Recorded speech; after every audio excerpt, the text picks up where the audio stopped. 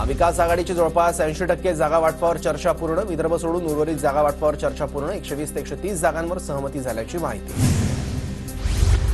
60 जागांवर दावा, पण जागा वाटपात 10 ते 20 जागा अधिकच मागणार. छगन भुजबळांची माहिती.